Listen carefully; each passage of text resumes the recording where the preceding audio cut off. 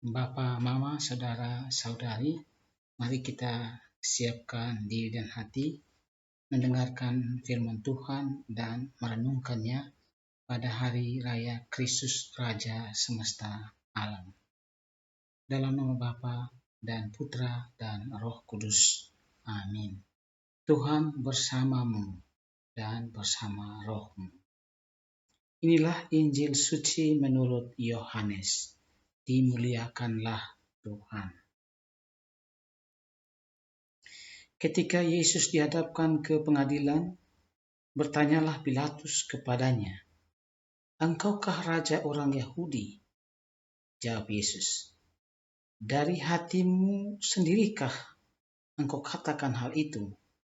Atau adakah orang lain yang mengatakan kepadamu tentang aku?" Kata Pilatus, "Orang Yahudikah aku? Bangsamu sendiri dan imam-imam kepala telah menyerahkan engkau kepadaku. Apakah yang telah engkau perbuat?" Jawab Yesus, "Kerajaanku bukan dari dunia ini. Jika kerajaanku dari dunia ini, pasti hamba-hambaku sudah melawan, supaya aku jangan diserahkan kepada orang Yahudi. Akan tetapi, kerajaanku bukan dari sini."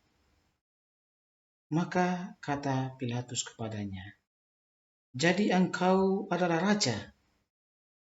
Jawab Yesus, "Seperti yang kau katakan, aku adalah raja.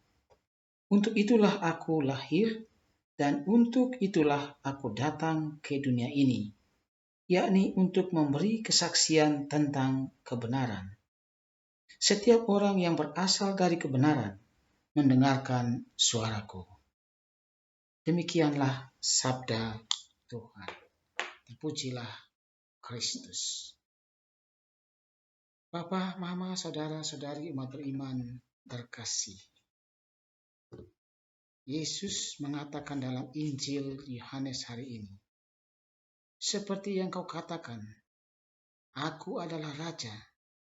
Untuk itulah aku lahir, dan untuk itulah aku datang ke dunia, yakni untuk memberikan kesaksian tentang kebenaran. Setiap orang yang berasal dari kebenaran mendengarkan suaraku." Yohanes 18 ayat 37. Kita tahu bahwa sulit sekali mendapatkan keadilan dalam pengadilan sipil duniawi. Seringkali yang benar bisa dipersalahkan dan yang salah bisa dibebaskan. Apa yang membuat suatu keputusan atau vonis bisa berubah? Biasanya terjadi kompromi dan lobi-lobi yang disertai dengan beberapa lembar uang. Uang bisa mengubah sebuah keputusan. Jika demikian, maka kebenaran suatu keputusan pengadilan sipil duniawi akan semakin jauh dari harapan. Saudara-saudari terkasih, Yesus telah mengalami ketidakadilan baik oleh sama saudara sebangsanya pun dalam ruang pengadilan sipil Romawi. Seluruh pergerakan Yesus diamat-amati supaya mereka menemukan alasan yang tepat untuk mempersalahkannya di depan hukum. Namun upaya itu seakan sia-sia. Akhirnya mereka mengarang tuduhan palsu kepada Yesus, bahwa Yesus menyamakan dirinya dengan Allah dan mengakui dirinya sebagai raja bangsa mereka. Mereka menangkap Yesus seperti seorang penjahat dan menyerahkannya ke hadapan Pilatus.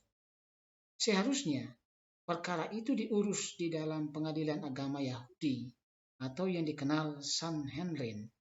Tetapi mengapa mereka menyerahkannya ke dalam pengadilan sipil Romawi dengan Pilatus sebagai hakimnya? Kelihatan orang Yahudi mau cuci tangan atas kasus yang dituduhkan kepada Yesus. Mereka tahu tuduhan yang dialamatkan kepada Yesus adalah tuduhan palsu, tidak sesuai, dan tidak disertai bukti yang kuat. Jika hal itu diperkarakan di pengadilan agama Yahudi atau mahkamah Sanhedrin, maka Yesus tidak dapat dipersalahkan. Apalagi banyak orang tahu Yesus telah banyak melakukan kebaikan dan mengajarkan sesuatu yang benar. Untuk memuluskan rencana jahat mereka terhadap Yesus hanya bisa dibawa ke hadapan Pilatus. Dengan segala ketidaktahuannya, Pilatus menerima kasus itu. Pilatus yang merasa diri paling berkuasa dan bisa menentukan mati atau hidupnya seseorang, mencoba berkompromi dengan Yesus. Tapi Yesus tetap pada pendiriannya. Secara perlahan tapi pasti, Yesus membuka wawasan Pilatus tentang kerajaan Yesus dan kebenaran yang diwartakannya. Yesus dengan tegas dan jelas memperkenalkan kerajaannya kepada Pilatus. Kerajaanku bukan dari dunia ini. Jika kerajaanku dari dunia ini, pasti hamba-hambaku sudah melawan supaya aku jangan diserahkan kepada orang Yahudi. Kerajaan Yesus bukanlah sesuatu yang bersifat lahiriah, yang bisa diraba, dirasa, tetapi kerajaan Yesus langsung menyerap ke dalam batin manusia dan dengan diam-diam bertumbuh dalam aneka bentuk nilai kehidupan seperti keadilan, kedamaian, cinta kasih, pengorbanan, murah hati, lemah lembut, dan lain-lain. Sedangkan kebenaran Yesus adalah kesesuaian antara pikiran, perkataan, dan tindakan Yesus. Itulah kebenaran yang sesungguhnya. Apa yang Yesus lakukan sudah ia pikirkan, dan apa yang Yesus pikirkan selalu diajarkan dan dilakukannya. Sebagai Raja, Yesus tidak takut akan kuasa dunia manapun. Bahkan demi memenangkan misinya, Yesus rela mengorbankan nyawanya. Dia Raja yang rela berkorban demi keselamatan banyak orang. Tahtanya yang sesungguhnya adalah salib. Dia meraja dari atas salib. Salib akhirnya bukanlah tanda penghinaan dan kegilaan bagi orang yang percaya kepada Kristus sebagai Raja, melainkan sebagai tanda kemenangan. Karena melalui salib ada kemuliaan kebangkitan. Yesus telah melewatinya.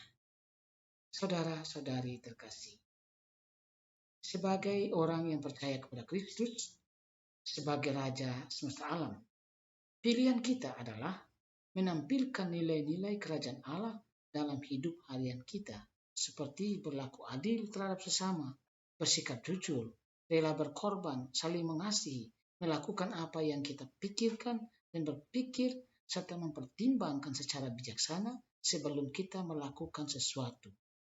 Murah hati, lemah lembut, dan lain-lain.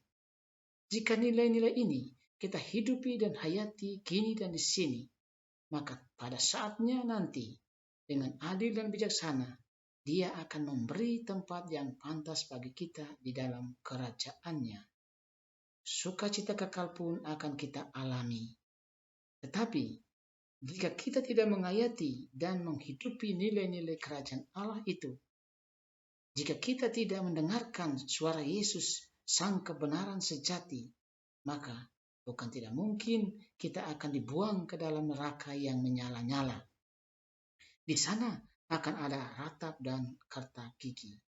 Dia akan mengadili kita bukan berdasarkan kompromi dan lobi-lobi, apalagi dengan menggunakan uang sebagai pelicin, sebagaimana dalam pengadilan bumi, melainkan mengadili dengan penuh kasih seturut perbuatan kita masing-masing selama masih hidup. Marilah kita terus berusaha dan belajar mendengarkan suara kebenaran dari Yesus dan belajar untuk setia melaksanakannya dalam hidup kita jika kita ingin selamat di akhirat nanti. Semoga. Dalam nama Bapa dan Putra dan Roh Kudus. Amin.